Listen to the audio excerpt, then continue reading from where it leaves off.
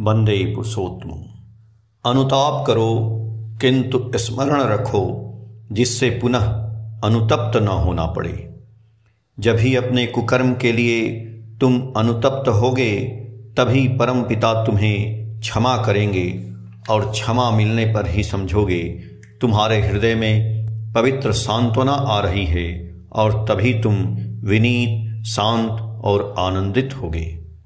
जो अनुतप्त होकर भी पुनः उसी प्रकार से दुष्कर्म में रत होता है, समझना कि वह शीघ्र ही अत्यंत दुर्गति में पतित होगा। सिर्फ मौखिक अनुताप तो अनुताप है ही नहीं, बल्कि वह अंतर में अनुताप आने का और भी बाधक है। प्रकृत अनुताप आने पर उसके सभी लक्षण ही थोड़ा बहुत प्रकाश पाते हैं।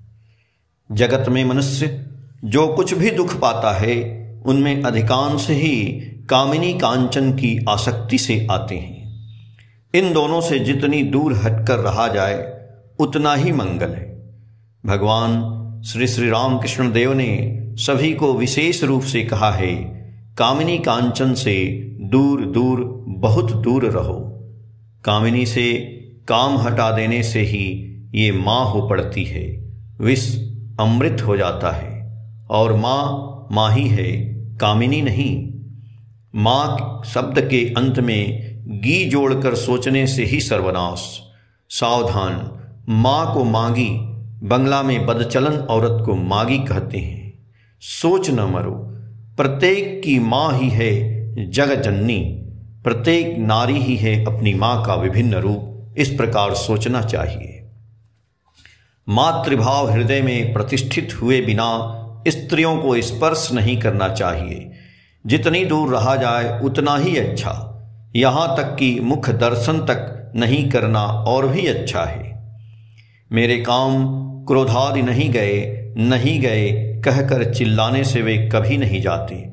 ऐसा कर्म, ऐसी चिंता का अभ्यास कर लेना चाहिए जिसमें काम क्रोधादि की गंध भी नहीं रहे, मन जिससे उन सबको भूल जाए। मन में काम क्रोधादि का भाव नहीं आने से वे कैसे प्रकाश पाएंगे? उपाय है उच्चतर उदार भाव में निमज्जित रहना। सृष्टि तत्व, गणित विद्या, रसायन शास्त्र इत्यादि की आलोचना से काम रिपु का दमन होता है। कामिनी कांचन संबंधी किसी प्रकार की आलोचना ही उनमें आसक्ति ला दे सकती है। उन सभी आलोचनाओं से जितनी दूर रहा जाए उतना ही अच्छा है। सत्यानुसरण ग्रंथ से पेज संख्या 11, 12, 13, 14। जय गुरु।